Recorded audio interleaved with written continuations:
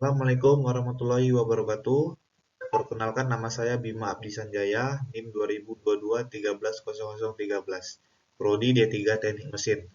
Baiklah, saya akan mempresentasikan hasil wawancara saya tentang wawasan Nusantara. Bab 4, A. Pengertian wawancara.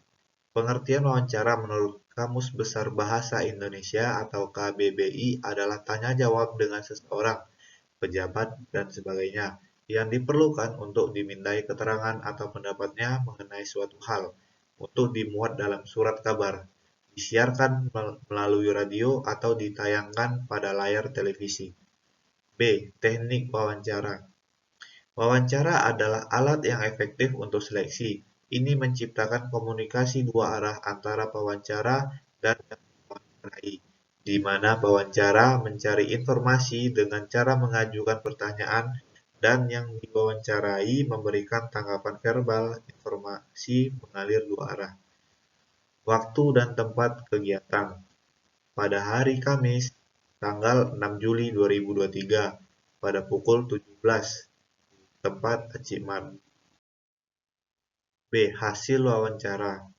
Daftar isi pertanyaan dari narasumber yang saya wawancarai tentang wawasan Nusantara. Yang pertama, narasumbernya bernama Nanda dari Universitas Bung Hatta. 1. Apa yang Anda ketahui tentang wawasan Nusantara? Jawab, cara bersikap tentang bangsa Indonesia mengenai diri dan lingkungannya, pengetahuan dan persatuan Indonesia. 2. Bagaimana pendapat Anda tentang wawasan Nusantara? Cara memahami bersikap terhadap persatuan Indonesia. 3. Apakah wawasan Nusantara penting dalam kehidupan sehari-hari? Tentu saja sangat penting. 4. Jika wawasan Nusantara itu penting, bagaimana cara kita menjaganya? Dengan menaati peraturan yang berlaku di Indonesia dan lingkungannya. 5. Apakah wawasan Nusantara itu berkaitan dengan Pancasila? Jawabnya berkaitan. 6. Apakah hubungan wawasan Nusantara dengan Pancasila? Jawabnya saling melengkapi satu sama lain. 7. Bagaimana cara menjaga wawasan Nusantara di Indonesia? Jadikan Pancasila sebagai pedoman hidup berbangsa, bermasyarakat, dan bernegara. Terus menumbuhkan sikap nasionalisme terhadap tanah air. 8. Bagaimana cara menyikapi wawasan Nusantara? Dengan menaati peraturan yang berlaku di lingkungan dan di negara Indonesia. 9. Bagaimana cara menerapkan wawasan Nusantara? Sama seperti nomor 7, jadikan Pancasila sebagai pedoman hidup berbangsa, bermasyarakat, dan bernegara, terus menumbuhkan sikap nasionalisme terhadap tanah air. 10. Bagaimana cara pelaksanaan wawasan Nusantara? Menaati peraturan di negara. Yang kedua, narasumber yang bernama Zaki dari Universitas Baitul Rahmah. 1.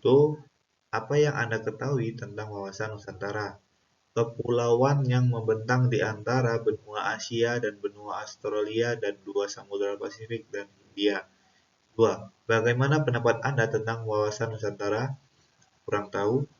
Apakah wawasan Nusantara penting dalam kehidupan sehari-hari? Penting, karena sangat berpengaruh dalam kehidupan sehari-hari. 4.